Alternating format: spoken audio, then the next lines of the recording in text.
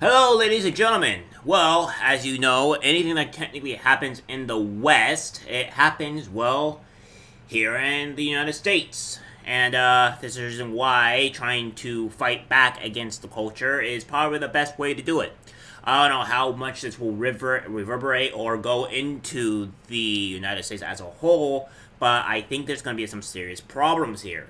Now, obviously, I have some mixed feelings for about this, but it seems like Oregon is also again proving to be the hellscape that it is, and probably needs to be nuked, just like California. So, without further ado, we have Oregon becomes America's first death tourism destination, with one Dr. Death offering terminally ill people from out of state a deadly cocktail of drugs at his assisted suicide clinic. Now, goes on to say, Oregon has become America's first death tourism destination where terminally ill people from Texas and other states that have outlawed assisted suicide have started traveling to get their hands on a deadly cocktail of drugs to end their lives. Daily.com can reveal. In a liberal batch in Portland, at least one clinic has started receiving out-of-staters who have less than 6 months to live and meet the other strict requirements of the state's death with dignity law. Dr. Nicholas Jettison, the director of end-of-life tours in Oregon, recently told a panel that he was advising terminally ill non-residents on traveling to Oregon to end their lives despite a legal gray area. Dr. Geddes, advocate of magic mushroom therapy, said he was helping a Texan man suffering from Lou Gehrig's disease and a hospice patient on the East Coast, but added that there were not yet tons of people coming from all over. Before a small number of patients who otherwise qualify are determined to go through that and who have had the energy and the resources, it has started to happen, he said. Out-of-state residents must be able to spend at least 15 days in Oregon to process the paperwork, which requires sign-offs from 2 doctors and witnesses before administering the fatal dose themselves, says the clinic's website. Dr. Geddes and the clinic operate in a legal gray zone. The state last year agreed to extend access to doctor-assisted suicide to out-of-staters, but this is not expected to be codified into law until later this year. But America's first death tourism destination throws up tough legal questions for family members who may help a loved one reach Oregon from a prohibited corporationized state. They could face arrest or even prosecuted in their home state as a result. For critics, Oregon's massive death tourism industry and efforts to create another in Vermont show how the U.S. is a slippery slope to following in Canada's footsteps, where lax rules have allowed people with so little as hearing loss to be euthanized. While U.S. assisted suicide rules are comparatively strict and help some desperately sick people in their agony, critics say they also devalue human life and make deadly drugs a solution for the infirm, disabled, and even those who cash-strapped or feel like a burden. Jonathan Modi, a spokesman for Oregon Health Authority, said that the state stopped enforcing the residency requirement last March, but that he was not aware of any out-of-staters trying to use Oregon's DWD law so far. Back to Filaire, I think that's how to pronounce his last name, executive director of the Patients' Rights Action Fund, a campaign group, said America's medical aid in dying rules are already flimsy and easy to circumvent, and that allowing suicide tourism to deepen the problems of a flawed system. You end up in this Wild West scenario where people take the drugs back to their home states, and there are a lot of more questions than there are answers about what would happen after that, Filaire said. Dan, president of Not Dead Yet, another campaign group, said the clinic and Oregon officials were bypassing laws in other states where lawmakers had decided against having their own suicide rules. Many view these laws as a danger to people with serious illnesses, chronic conditions, and significant disabilities in our cost-conscious health system, Coleman Sittle said. Oregon became the first U.S. state to allow assisted suicide in 1997, allowing terminally ill adult Oregonians with less than 6 months left to live to ask doctors for a fatal dose of drugs they then administer themselves, typically at home. In 2021, the most recent year for which data are available, doctors prescribed 383 fatal drug doses and 238 people ended their lives, mostly white people aged 65 and above suffering from cancer or disease of the brain or heart. Okay, I think what I'm going to do is I'm going to weigh my opinion in here. Now, I am not really a fan of assisted suicide in some way. Mostly what I would say is that the reason why I'm not really a fan of assisted suicide is because we get to levels like this. I understand that sometimes in some situations that people should not be made to suffer. Just like how animals should not be able to be made to suffer if they're dying. For instance, going into my little bit of history, my father had something very similar to this. All due to doctor error, though. To where if you try to keep him alive, he would there's just like a no go. He would just be suffering continuously. So whether you let him live or you and try to figure out the society of the problem, or just let him go peacefully, which we didn't honestly do any drugs, he would have died regardless. So I mean, we kind of just decided to let him go. So stuff like that is a decision that people have to make to where people just don't have to suffer at all. Usually in this case is that we upped everything up to the highest possible level to where he could pass away peacefully without having to die in a horrible, painful death, which is the best that you could do for somebody like that. But in this case, like I said, there are gray areas. Cancer, I wouldn't necessarily put this on a medical instance of suicide at all. Mostly due to the fact that there have been many times where cancer has been able to be reversed and fixed itself, or been able to keep that person from going to an early grave. So that you cannot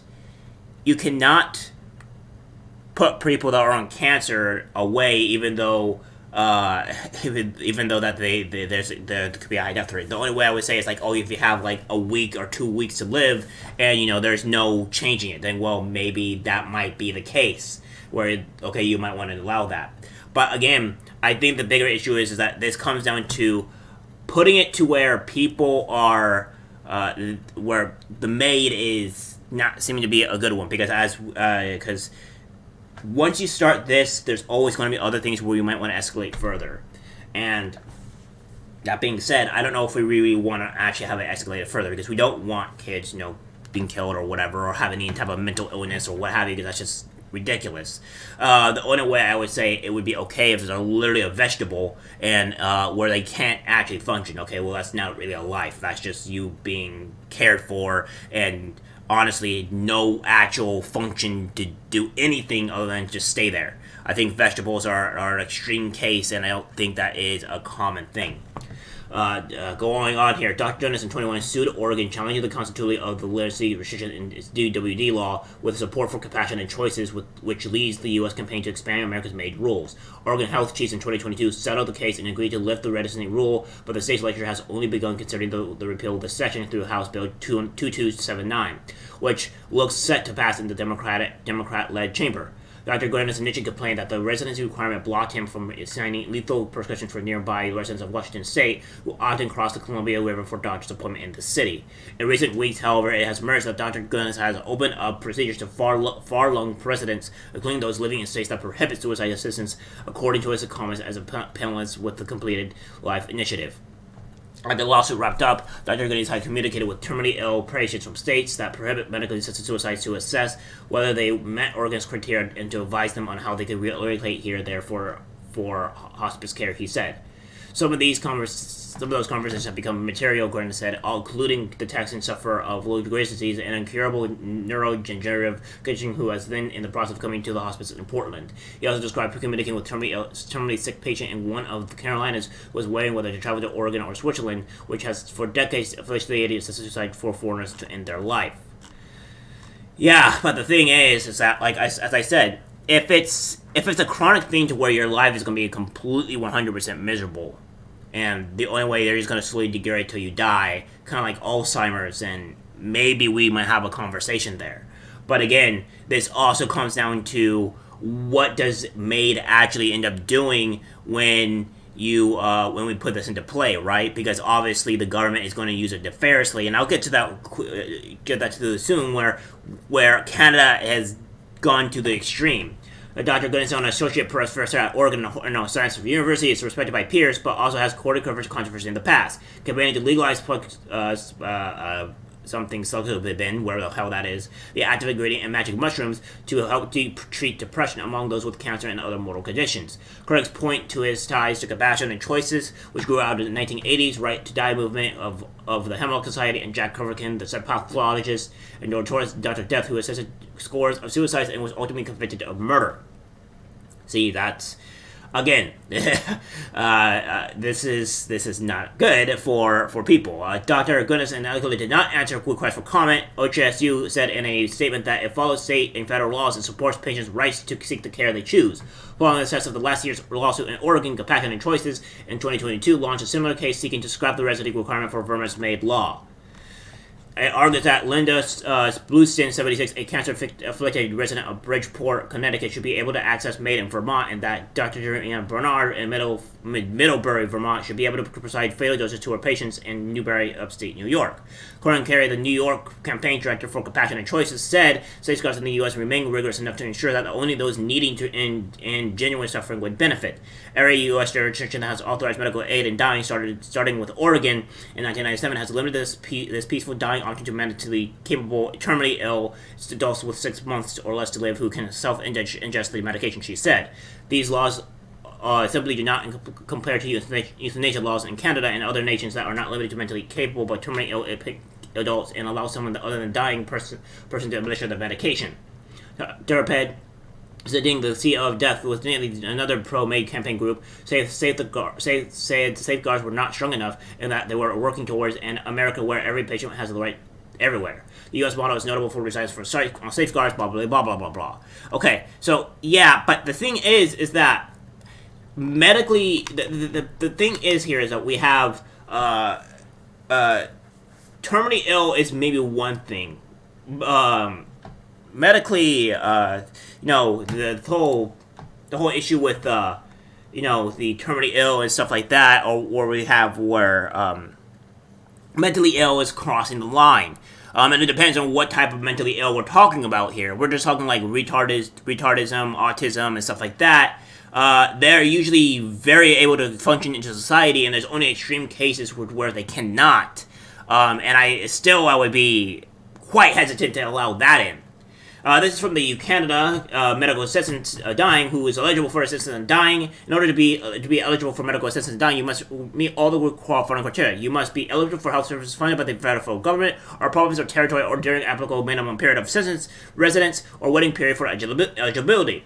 Generally, visitors to Canada are not eligible for medical assistance in dying, thank God. But at least 18 years old and mentally competent, this means being capable of making health decisions for yourself.